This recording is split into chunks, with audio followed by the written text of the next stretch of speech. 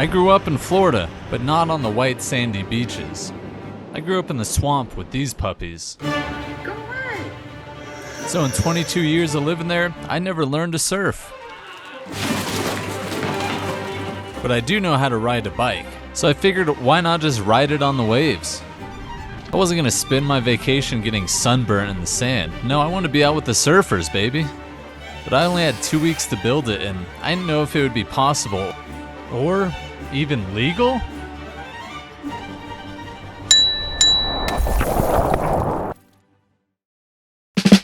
I know it's hard to believe, but I didn't invent bicycling on water.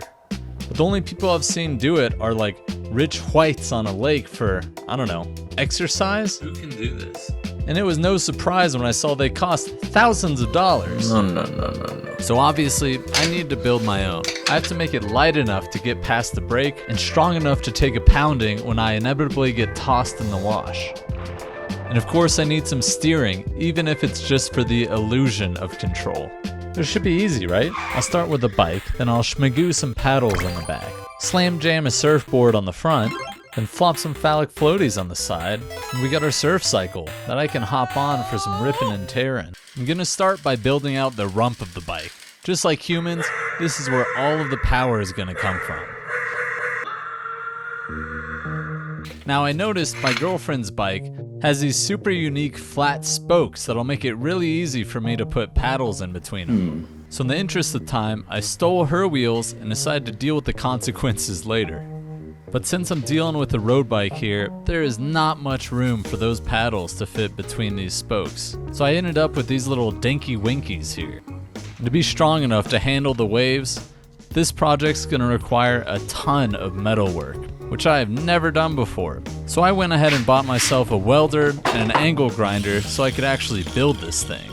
So I heard about this app recently, and it sounded like the perfect place where I can put myself out there to find some metalworking mentorship.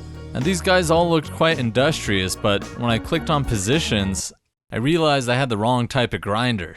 But there wasn't much time to learn, I had to do. And when I did, I learned that I like working with metal. It's hot, it's loud, it's visceral, and if you're not safe, you're gonna cut, burn, and blind yourself all at the same time. But of course, it was none of the hot and sharp bits of metal that hurt me. Instead, it was the fact that I had the posture of a humpback whale that fucked my back up. So this is my one-man belly boat. That's cute. And it's gonna be perfect to act as my phallic flotation devices. And the frame on this thing is gonna be the perfect frame to frame my frame around. But even with this starting base, what's gonna make this so tricky to build is that this thing's gonna have more weird angles than an amateur porno.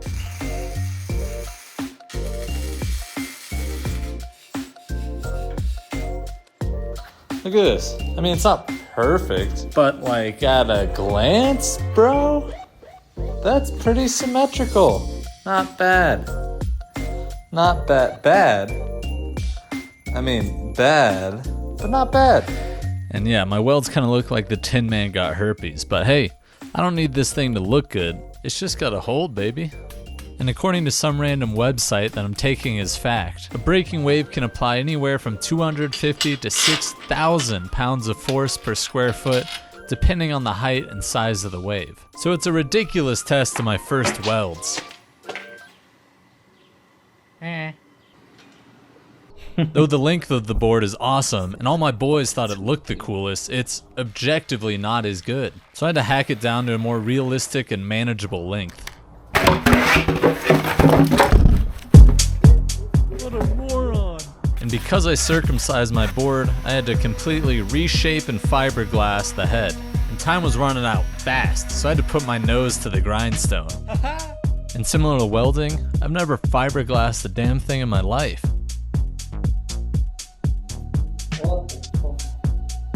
Fuck! I don't know what to do. I didn't expect this shit. Look at this. It is eating away at the foam. God damn it. In an instant, almost 2 days of work got slopped down a toilet like yesterday's Chipotle. So I had to cover it with spray foam and reshape it, and it was a mess. But it did have an uncanny resemblance of my face. But unlike my face, I was able to fix these scars in the foam, and at least the foam didn't destroy my self-confidence for like 4 years, forcing me to accept the fact that my looks were never going to get me anywhere in life. But instead, I needed to double down on doing the things that I loved so that I could not only build up my self-confidence, but earn the respect and appreciation of the people around me. This has got to be one of the sloppiest things I've ever done. I didn't measure anything. I didn't really follow the directions. Well, that explains it. Quite tacky. We're leaving tomorrow, and this is where we're at. We got sticky fiberglass board that needs to be fixed, whole front half of the frame that has to be fabricated, and we got something that I don't even know if it floats or how it's gonna balance yet. Oh, yes. By applying more resin mixed with crushed Viagra, I was able to get this bad boy hardened up and ready for a polish. Now for the final component, constructing the front forks. Ah, between my toes. Boom, bitch! Let's go, baby! I had so much work to do at this point, I barely filmed anything, but fortunately, I don't have a bedtime, so I could just keep working. Man, I couldn't have cut it any closer. The last coats of paint were drying as we were packing up and getting ready to go. But it's never even been fully assembled. Will it work? This is my girlfriend's parents' place, and fortunately I was able to assemble it for the first time and give her a test. Well, now I'm dying to see how you're going to get on this thing when you get it into the water. You'll be learning at the same time I do. What is the surfboard for? The what? The surfboard, what's it for? I'm gonna try to do it in the waves. Oh, right. So I'm hoping it'll give me a little bit of steering. Oh, it's your rudder. Yeah, Oh, exactly.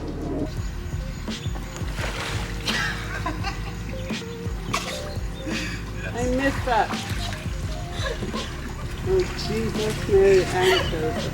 I assume when I first met my girlfriend's parents, they never expected I'd be bicycling in their pool a mere 4 years later. Oh, it's kind of turning.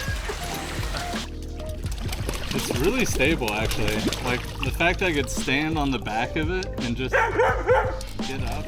I can't reverse, though. I'm happy with it. I'm very happy with that. Very happy with that.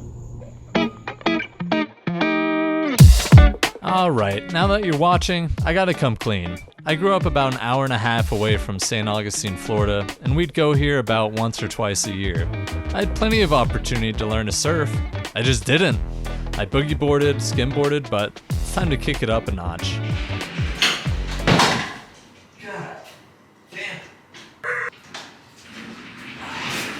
Today's the big day, and I waited until the last day of our vacation because I'd already brainstormed all the gruesome ways I could get hurt. My leg gets caught in the frame and snaps in half. I tear another ACL. Or I just get filleted by the rusty paddles in the back spokes. To have any hope of surfing this thing, first I gotta get it out past the break. The break is the point where all of the waves are crashing down on you. And with the size of my surf cycle, I know that's gonna be a challenge. So the closer I get, the harder the waves will hit. And on top of that battle, we are fighting the current that was pushing us hard to the north. You can see just how far we traveled in less than a minute.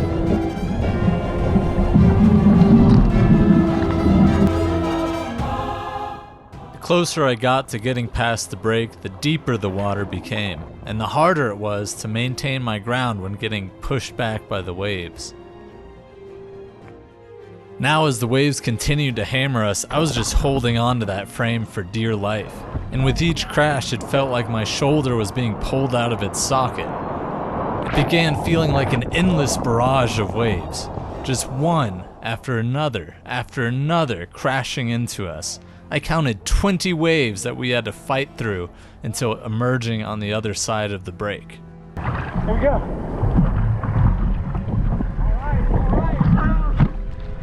And though I practiced mounting this thing in the pool, the pressure of another wave behind me was making me frantic and ineffective.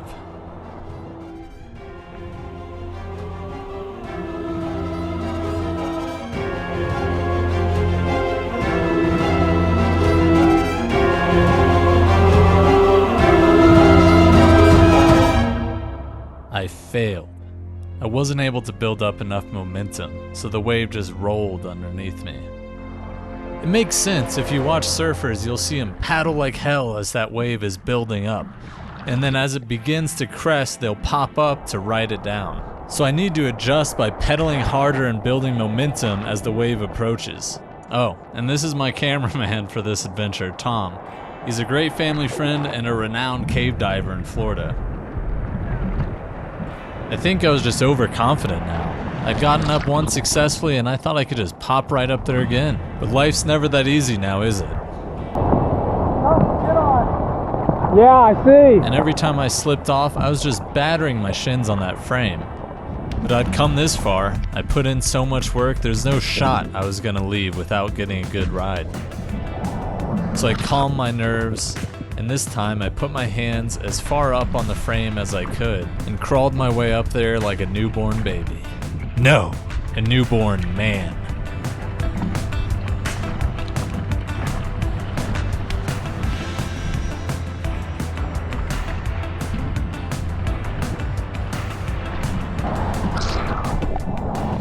So close. I still just wasn't quite getting enough momentum going. You can see the wave start to take me and I'm leaning forward as hard as I can to keep my weight in front of it, but just not quite good enough. This first run, however, got me way more proficient at mounting the cycle. Unfortunately, at this point though, we were several hundred yards from our tent, so it's time to pack it in, take a breather before heading back out for the second attempt. And as we began to head back down the beach, I noticed a truck that was stopped and talking with my mom. He's not breaking any rules, is he? I can make one up. As I approached the truck, my first thought was no matter what's going down, this will be great content. And thank God Tom whipped out the camera right away. But he was cool. I just kind of explained to him what I had built and what we were doing. But you never know with these authority types, you know? Some of them think they own the beach or the mountain or wherever you're at, but we got away with it this time. Hope you don't get hurt. All right, take care. Fire rescue, there's no chance of fire, but maybe the rescue part. Yeah. So I rested, refueled, and refilled the pontoons to give it another go. But this time's gonna be different. That first run gave me confidence. I mean, I'm so close. So I called in the backup and I got everybody in the family involved. Now we've got my dad up front and Nancy, Tom's wife, helping me out.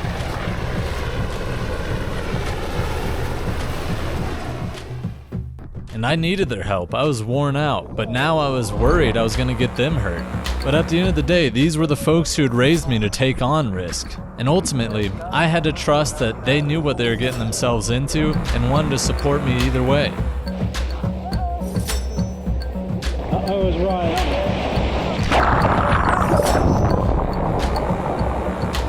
I can't believe that one didn't take you guys away. It was at this point that I really started to get nervous for my dad's safety. He's turning 75 this year and has had surgeries on just about every joint in his body, so I decided to push through the last bit on my own. Nancy spotted me struggling to fight through the waves and came out to give me a hand. And I can't compliment Nancy enough on the help she gave me. Sometimes as a young buck you say, "No, I don't need your help, I got this." Nancy, get out there and get on one side. Until you realize after the fact that it wasn't possible without them.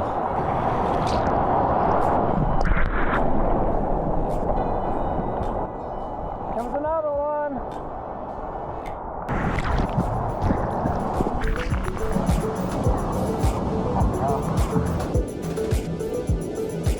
The waves were noticeably more powerful and seemed to be getting worse throughout the day.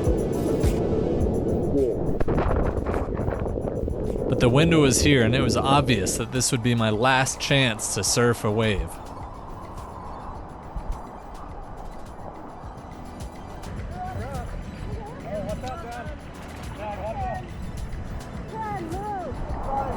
go, Colin.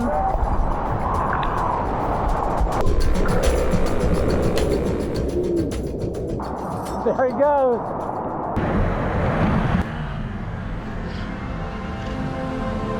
People always ask me, why'd you build that? And this moment here encompasses my why. The pure adrenaline and excitement. These moments are so dense with joy, it feels like an eternity. But really, there are no words that can describe what that feels like.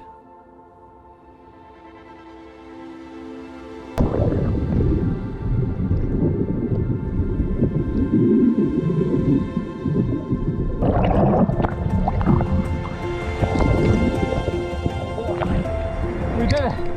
Colin, I can't believe you were up. You got up. I hope I got that. It happened so fast. This one. Oh my gosh, thank you all. Are you proud of your son? More than proud. He did it. Now let's go to Hawaii. Yeah. That was great. Yeah. I was afraid I was going to kill somebody. Man, I feel so grateful for the people that I'm surrounded by. Not only the ones here who shaped and inspired me, but everyone else who's accepted and embraced me along the way.